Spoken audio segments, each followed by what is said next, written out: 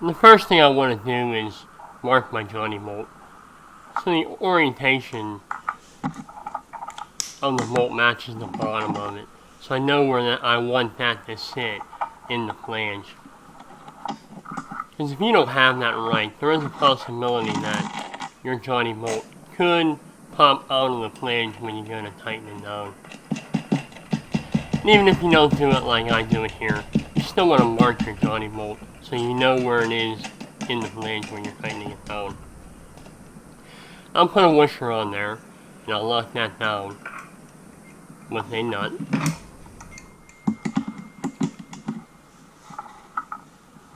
And you have to make sure when you tighten it down that that's where you want it.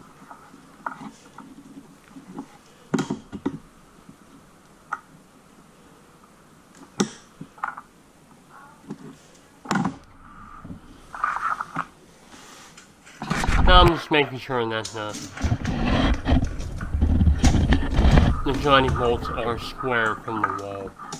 And I'm also making sure that they are in the center of the flange. So when we put our commode down, everything lines up.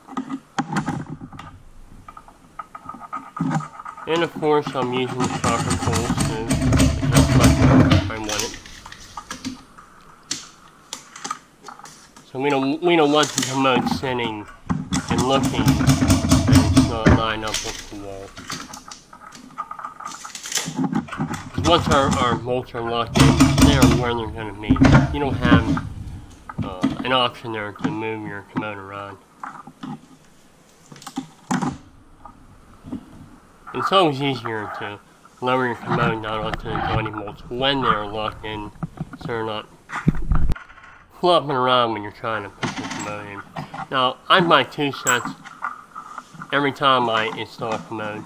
Now, it can be done cheaper if you want to buy nuts and washers separately, but this is how I do it. And how they want you to do it, they want you to put that plastic washer on there, and when you go to install your commode, a lot of times they're flopping around, and the commode installation doesn't go that well when you're trying to do that.